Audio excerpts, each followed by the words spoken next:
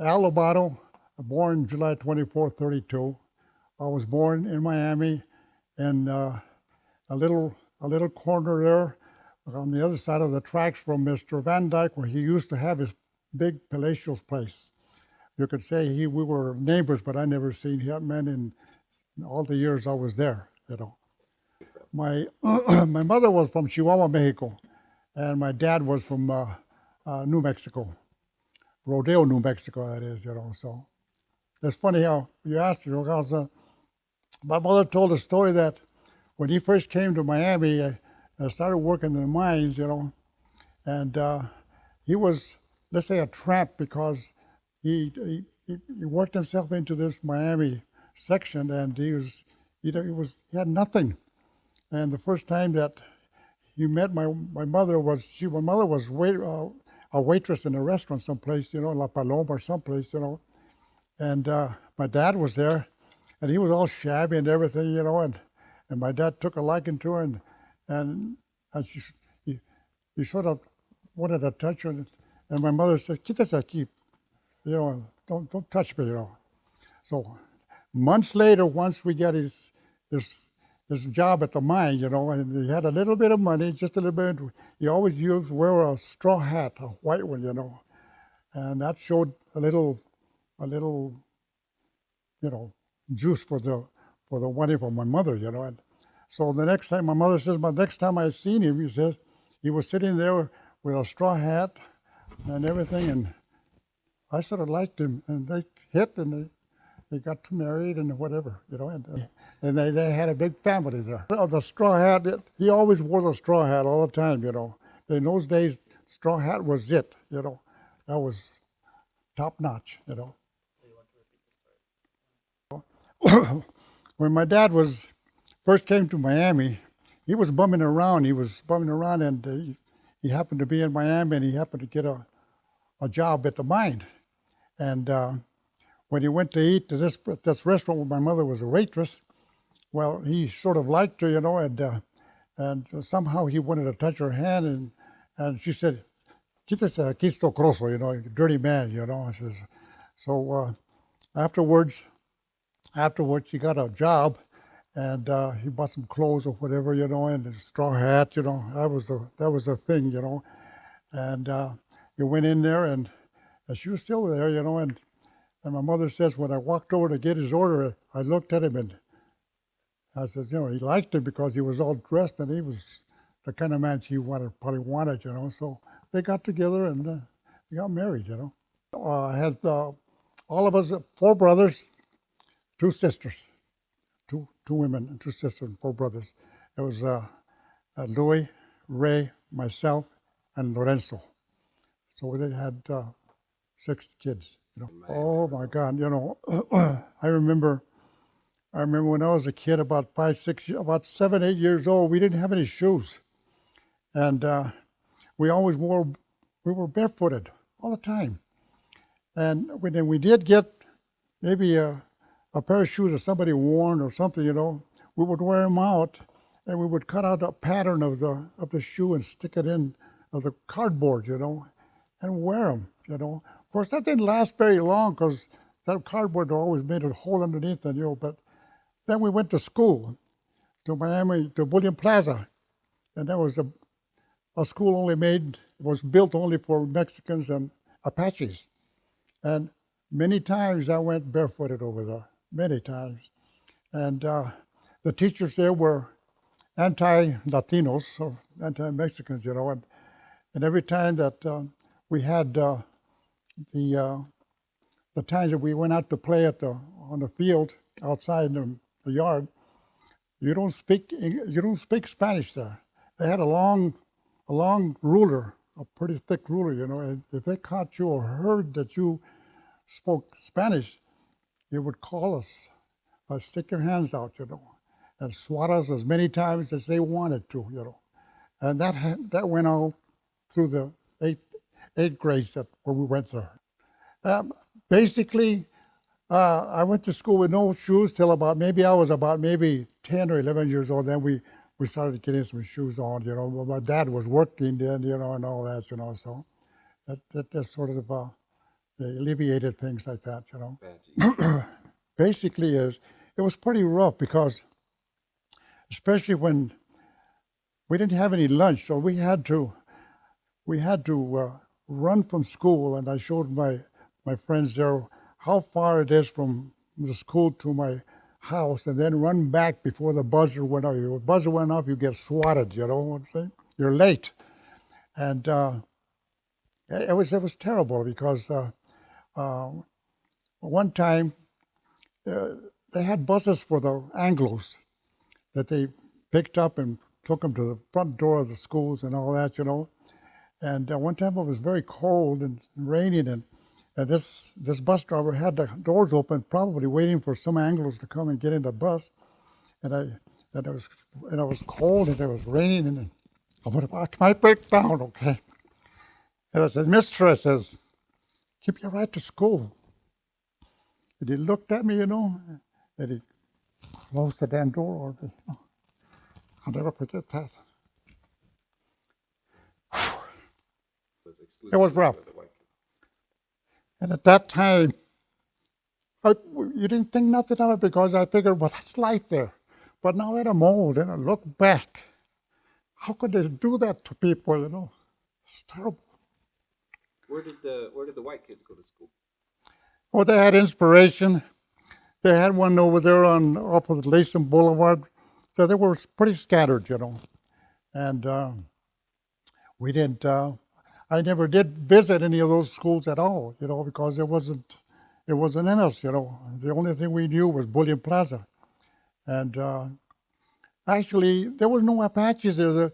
I'd never seen any Apache kids in a school.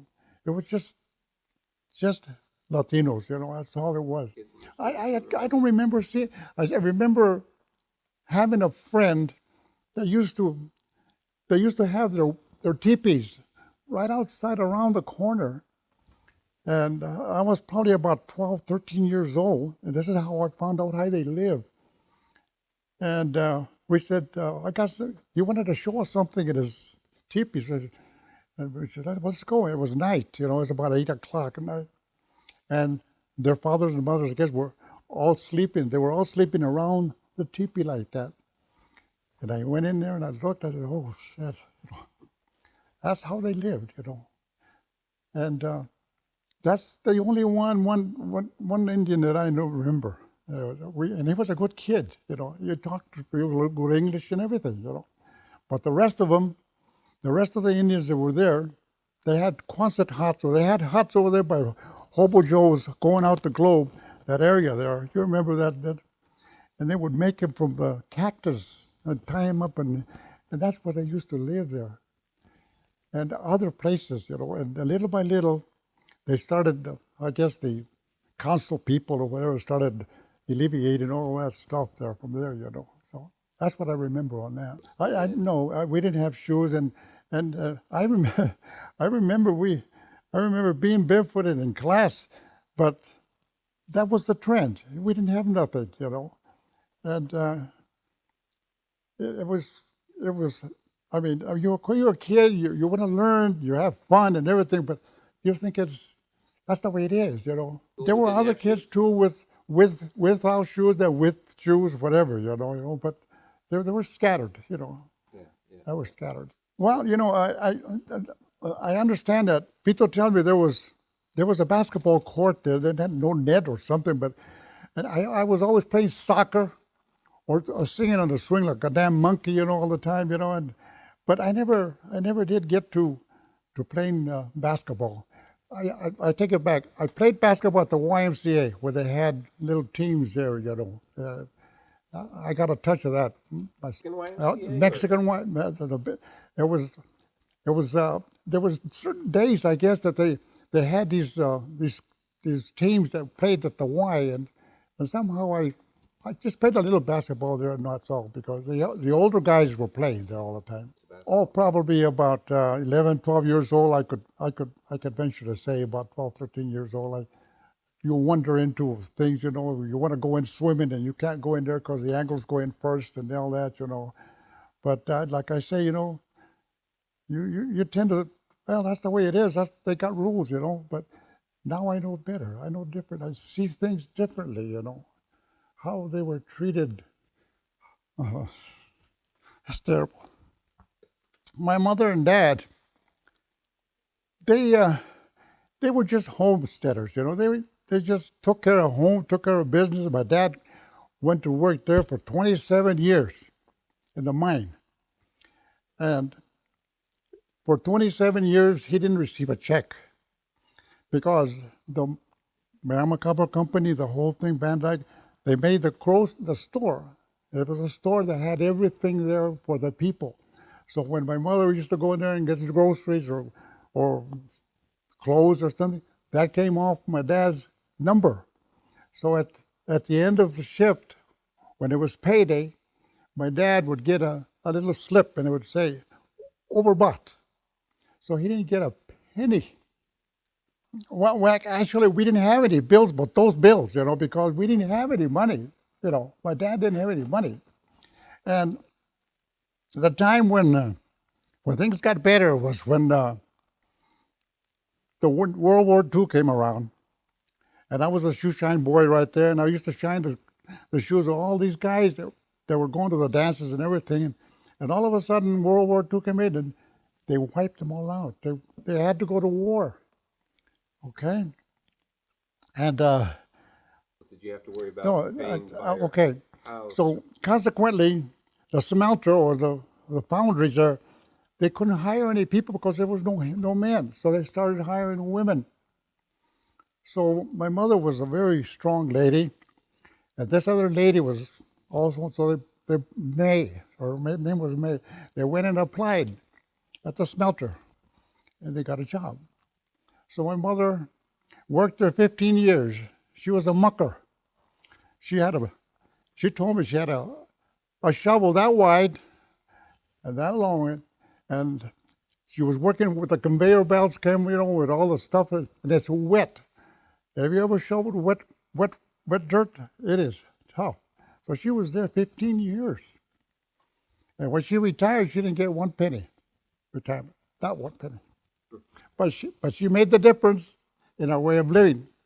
We could buy this, my dad bought a brand new Ford, those times, with the prices, they could afford it, but things changed a little bit. So my mother had a lot to do with it, Lucy the mucker. And you know what? Now that I say that, there was an accident one time, and this guy, they call him Sastre, because I shined his shoes and everything, and that happened at that time when I was shining his shoes. That he was working up there with my mom, and they used to say, "Man, that mother of yours, she's a strong lady. She's a hell of a worker and all that." So somehow, there was an accident, and he fell, and all this muck fell on him. But he fell, and he was lucky enough he could handle it. And somebody says, my mother went over there, and she dug him out. She was good. She saved his life. He was very grateful to my mom all this time, all the time. Yeah, and she dug him out of the I muck. mean, her and other people, and she seen this arm and he pulled him out little by little, and she told everybody, "Get him out, get the soquete out of there," boom. That's great. Wow. Never mentioned in the paper. Never mentioned in the paper. Not a thing, not a thing. To sports, to be. Well, to be like an athlete. my first year, I didn't go to school. I wanted to help my parents, so I started working at the Miami Commercial. So I worked there 1 year. How old were you then? I was probably 16. And that's where I learned how to. Hold on a second. He's going to make a little adjustment here. So I started working there at the Miami Commercial. And I was going to say that's where I learned how to drive a truck, because I didn't know how to drive a car anyway. But I was working with Ed Lockwood, the main guy, says, he probably thought I could drive. He says, "Lovato," says, "back up that truck over here." I said, "Oh, shit." I says, so I got into the truck and I started it, but I didn't know how to do it and and Lobato, don't you know how to drive? Yeah, yes, doctor. Yes, Mr. Lockner. Little by little, I come in. 6 months later, I was driving the truck delivering groceries to the stores and everything. That's where I learned how to drive, okay? But I worked there for about a year instead of going to high school. So one evening, my friend, very good friend, Manuel Trujillo and Chuchi Romero, Jesus Romero, we were talking there at the park. We were talking, and they started telling me, he said, Al, he said, why don't you go to school, man? I said, you're missing out, missing out, and he says, and Chuchi said, there's girls too, man, and all that, and so I took their advice, So I started going to school at 17, at 16, well, anyway.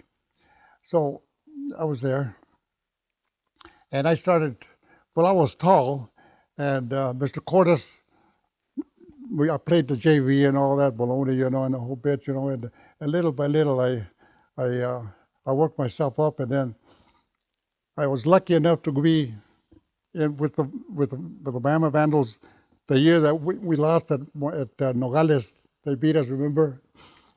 And I remember that day so well that we went to Nogales, and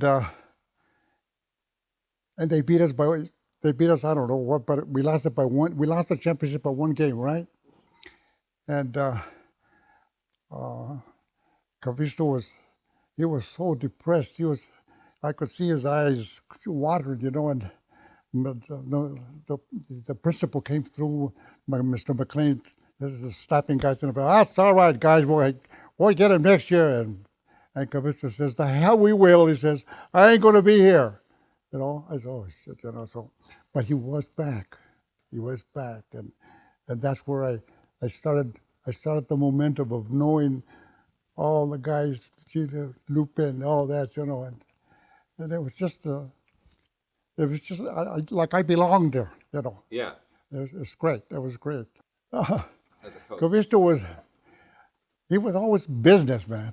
When he talked basketball, I mean, you better listen because he wants you to do what he tells you to do and the way he wants you to do it, and that was great, because that was to me that was authorities talking, and I liked him. I liked him. He was really prompt, and he looked at you and he straightened in your eyes and talked to you.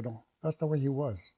Uh, being in the sense of when he was maybe chastising you for something, but there was never any dirty words, but he got his point across all the time, Anytime that somebody did something wrong or something, he would make sure that he got the message. Well, we were all stunned, and we were surprised that we heard that this guy Cavisto was coming over, and this and it came on the paper and everything, and we were anxious to see what this guy was going to do, And he started with Tony Gutierrez, Changa, Regalado, all those, Shorty Morales, all these guys were excellent athletes. I always looked up at them, looked up at them, and that's where he started, because he knew that there was something in this little city, little town, that had the guts to do what he wanted them to do, Because he was a star himself, and he wanted the same thing that he did, and he wanted to push it on to us, That's the way I looked at it. I just remember hearing about it, until I seen him in person, who he was. He was dressed up real sharp and everything, Well, I think we all met him when he approached us and introduced himself to us, that I can remember vaguely because it's been a long time, And anyway, I liked what he was saying. I think everybody was in rhythm, with what he wanted us to do and everything. And by golly, he instilled that in us.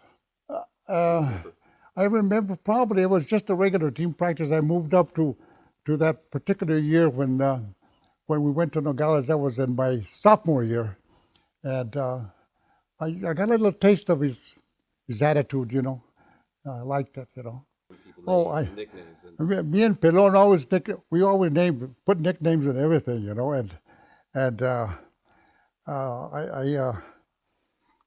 when he was briefing us, sometimes like I think I told you that what's his name? I forget his name. I used to call Lupus a cat because he would or a leopard. He could stop on a dime and shoot. I mean he was fast, and my friend uh, Vito, we used to call him Spider because he was the smallest guy in the team and he could dunk the damn ball and we knew he could dunk it. And he always had a lot of spring in his because he went up and down those stairs. I don't know how many times, and he was ready to play, you know. And Pelon, he was one of my favorite. He was a bruiser. He was about my size, and I used to call him the Iron Man because nobody gets past him because he was strong. And Hector Jacob, I used to call him the sergeant because he used to always had this sergeant look. Get over there, come and get him, take care of him, that kind of thing. So it was fun. It was fun. I don't think I had a nickname. Did I have a nickname, Andy? No, no. Anyway, uh, it was fun playing for him, especially when it really counted. Like on my last year as a junior, my last year that I played. Which I'm grateful that I was there with the rest of the guys there. We went through that, and I remember when we lost to Nogales the following year. I got a story before I went there. The following year, he called everybody to the lockers. Close the door, Luchuchi. And he he walked up and down and he told us, this is the year that we're going to take all of it, that I can remember, or in those kind of words. We are going to practice. We are going to run and run and run. And you know what? We did, right, Vito? God, I ever, Vito, did we ever duck walk the court of the basketball? No, I don't know where I got that from because I remember duck walking and saying, "Oh, I want to hear the quacking." I don't know where the hell I got that from. Huh? what was duck walking? What was that? A duck quack. You get down on your knees and you go like this. I mean, by the time you get on that side and you come back, you don't feel your legs. I don't know why I say that we did that, and Rubik says no. This is what I don't care. Anyway, so that was it. He told us we are going to go all the way. So help me God. I guess we started out right, and I don't think we could spell the word loose because when we went, it was sort of like automatic that we were going to take these folks. And we did. And we did successfully. And basically, what made it special and who made it possible to accomplish all the statistics that we made, was the starting five. There was Pito, Lupe, Hector, Pelon, and Eli Lazarevich. We were substitutes. When we went in there, we tried to do our best because when you're cold, you sit on a damn bench and say, Andy, go in there. When you're cold, you can't move around so much. But then they drag you up. But that's all right. But it goes to the starting five. They were it, man. They were What was your? great. Did I, you I bring? was I was a power forward. I was a forward. And any time well, I'll tell you what. The only time that I really showed that what I had was, I guess, when we played Morenci, and remember Morenci and this. Correct me if I'm wrong, people.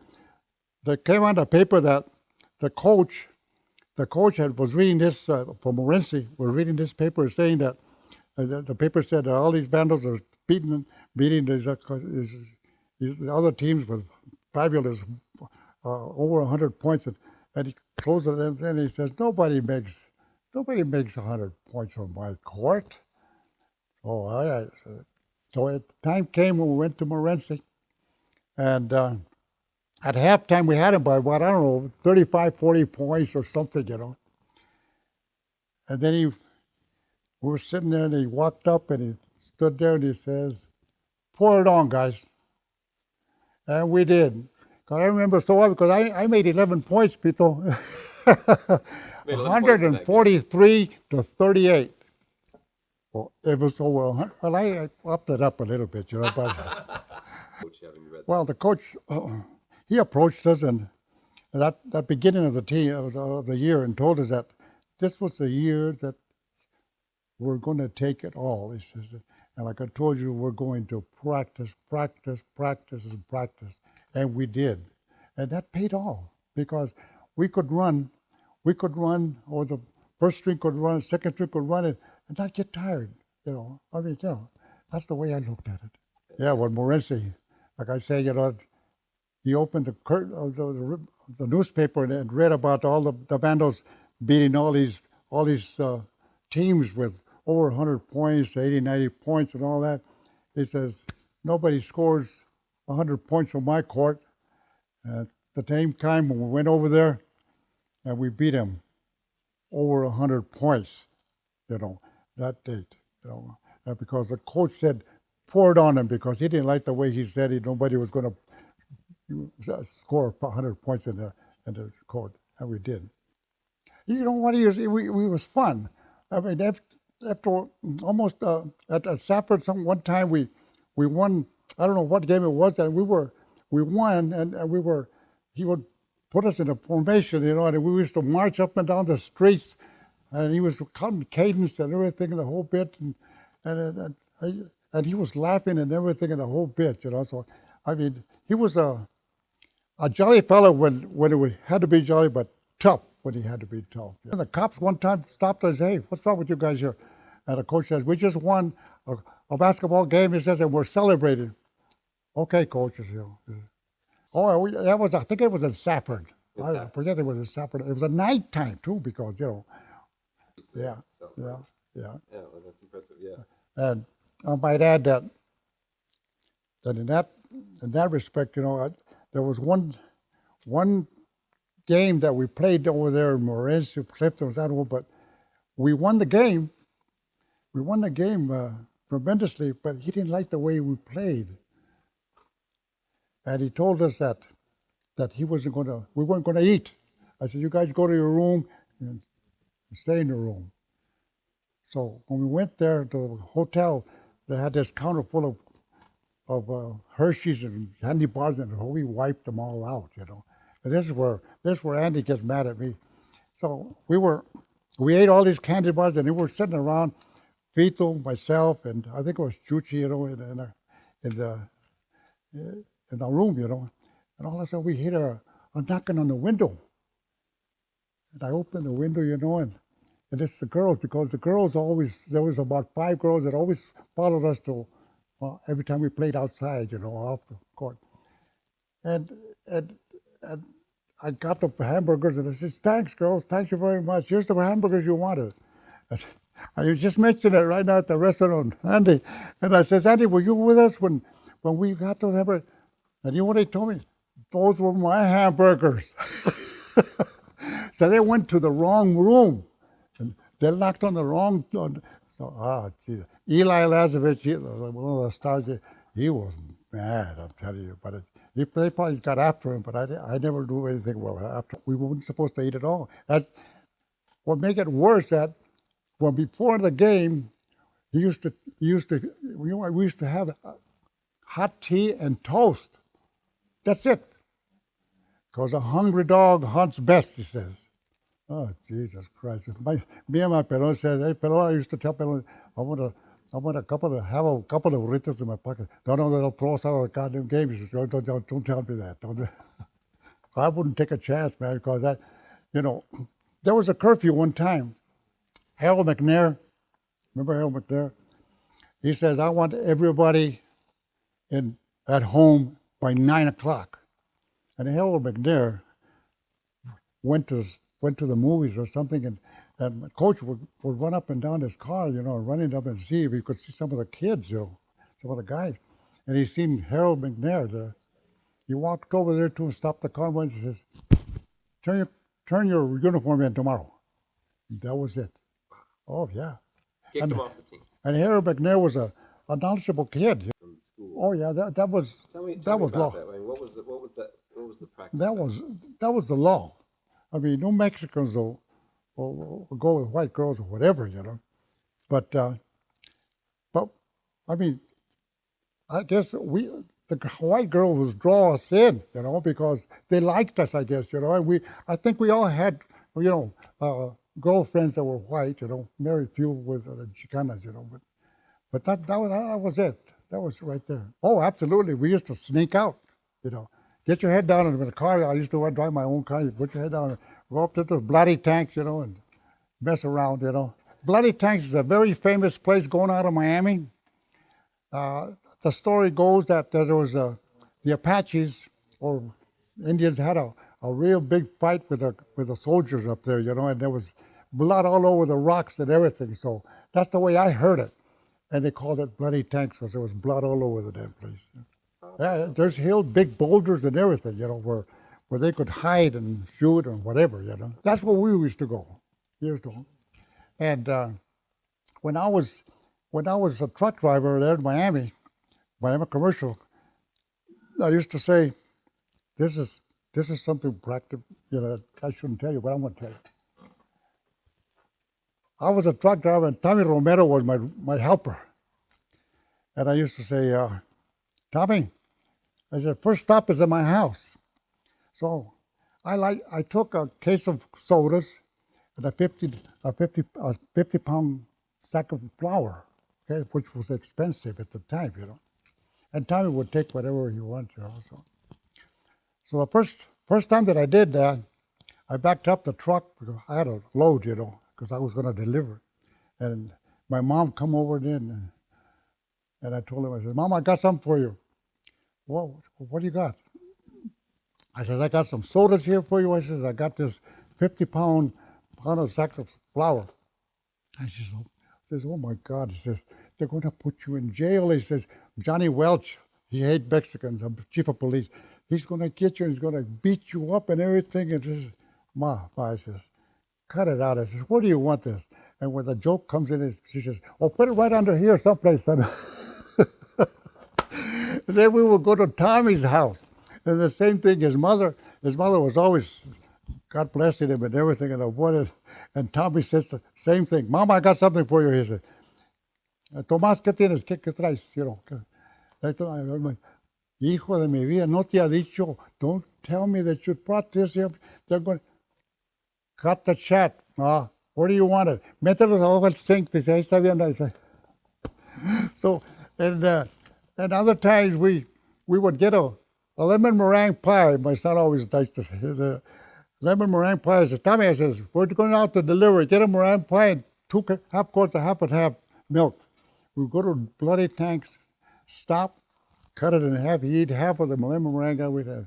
And that was a lunch hour. The story goes that there was a huge fight there between the Indians and soldiers or something. There was a lot of killings and there was blood all over the place. That's the way I heard it. I don't know if you guys heard it different, Bloody Tanks, yeah. It's I'll say this. We didn't ever say we might lose. Never was said we might lose. We just went there and played our hearts out and won every damn time, There was nothing said about what if we lose. Never, because that's what the coach instilled in us, And that's what he expected us, or the first string to do that, That's why. I'll tell you my side of it. I didn't know that we had broken all those records and individual scoring records until Sonny Pena wrote that book. I read about it and said, holy Christ almighty, I says, And what inspired me to write my life story and add the story of the Vandals was when I was in the hospital taking taking care of my knee and everything. There's two therapists, guys, one Chicano, one Gabacho, one white guy, one Gabacho. And we're walking, and we start talking about basketball. We got basketball? Yeah. Well, I got a story to tell you guys. So I told them, and the first words that come out of their mouth were, wow, he says, why don't they make a movie out of this, And they're not the only ones that said that. Everyone that I talked to, even older guys, 30, 40, that were stars in their own schools and everything, he says, I've never heard of this. He says, I told him, we're in the system. I says, Google Miami. He said he went home. 3 weeks later, he came back and he looked at me and he says, Al, God, wow, he says, And that's when I told him I was going to write my memoirs, started to thinking about it, until I did. I told my son, I says, son, I'm going to write my autobiography and I add the story. And my son says, yeah, go ahead, Dad. I says, I'll type it for you. So, but I says, well, we'll get this story and send it to Real Sports with Brian Gumble, okay? And my son says, well, okay, But then my son says, later on he starts talking because he's got a lot of stuff in his brain, He says, you know what? He says, wait a while. He says, I might have somebody that's interested in this. And this is where he showed this script or whatever to this director, Jesse Terrero. Oh, yeah. And he showed it to him, and my son says, he read it for her, and I stood in front of him, and he says, you like it? And he says, yeah, let me have it. So something's brewing there. I hope something comes out of it, Yeah, yeah, yeah. I'm just hoping Yeah. maybe a good documentary or something to show the sports world that there was a little basketball team in Miami, Arizona in 1951 that did all these accomplishments, broke all these records and everything. That's what I want to know before I go. But, they reacted real good. We had a parade and everything, but then the way I look at it, then all of a sudden, boom, everything was shut off. It's been 65 years. Nobody's even touched what we did as a team. Nothing. So what does that tell you? Something good is there, but you have to put it up so that people will know, hey, this is uncalled for. We haven't heard this before, And this is what I got from all the guys that I used to talk to. I never heard of such a team like that. Never. You know what? When we went that night, that evening when we went, and both teams come out and they were practicing, and the one Eddie Red, remember Eddie Red? I seen that kid. He was about my size, and he had spring like Pito. I seen him practice there. He jumped, and he wouldn't loop the goddamn ball. He would hit the back, and it would make a sound. And I said, oh Jesus, But first string took care of him. Oh, and the defense, what Coach Cavista showed the team, that's what beat them. They didn't know what the hell was happening. You know what I'm saying? Because they had excellent shooters there and everything, and they were just right there, hit and run until, defense plus shooting. You have to have shooters. You have to have somebody that you can rely on. And there was 5 guys there that could shoot. Pito, Lupe, Eli, Pelon would handle the ball and shoot it out, and he would hit. You know what I'm saying? And I mean, we just and the team that I wrote about them, I wrote it down, the perfect basketball team. That's what I named it. If ever my son will type it out and do something with it anyway. You're talking about the Mighty Vandals being the perfect. Yeah, Miami Vandals, absolutely. Yeah. Yeah. And what did you think of the Carver team? The Carver was tough. People can tell Carver was tough. I mean, when I seen Harry Red shooting and the other guys, I said, man, God, I says, don't let it happen again like last year, you know. And I'm telling you, Carver had a powerhouse. They had to because they were facing us, you know. They beat everybody, you know. So it was great. Yeah. I didn't know anything about Carver. I don't know if anybody had heard about Carver. And the only time I seen him or heard of him was when they got into this gym. That you know, that's how segregated they were. Right. You know, well, I seen him and I seen him shoot and rebound and this, and I said, we're going to have. I hope we don't have problems, but we did it. There was only one black person there. One black person, a girl, I think it was. Yeah, one black person. That's all. Where did she go to school? Well, she went to school Where? Do you remember at where she went? Bullion. No, at no. Where was it? Inspiration. They had a back school just for her. Yeah. One school, one teacher. One student, one teacher. Oh, see, I didn't know that. See, you know, legacy.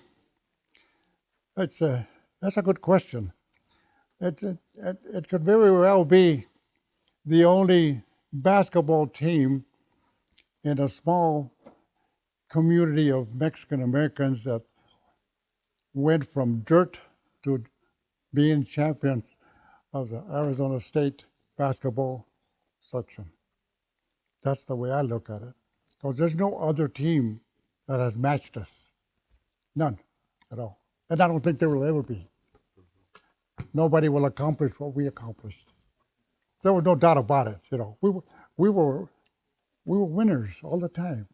Yeah, never thought of even losing at all, at all. I think back now and says we never discussed the fact that we might lose. Never, never. That's how favorite memory. There's so many of them there, you know that has to be it. The one when we won the championship that night at the Bear Down with standing room only. So everybody was there. All the people from the town of Miami closed their places, and young kids, hitchhiked all the way to Tucson to watch that game. That's the memory that I got. You had to say something like, "Do you ever hear that?" I don't have no knowledge of that. Okay. No knowledge of that at all. Yeah. No. Yeah. That No, was everything was taken care of as far as we were concerned. You know, right. Right. Did you guys have to go down for a couple nights, like stay overnight a couple nights? we stayed. I don't think so. No, we didn't. I don't think we ever. Did we ever stay overnight Where? At the state after a tournament? game? Yeah, we stayed there. At the Santa Rita. At the state Santa tournament? Rita Hotel. Oh yeah, the Yeah. state So I tournament. just wonder Okay. if you had to stay more than one night so that you could Okay. be in that tournament. Probably. See, I can't. You Yeah. know, Yeah. Yeah. Yeah. Okay. but Okay. Right. Ideal.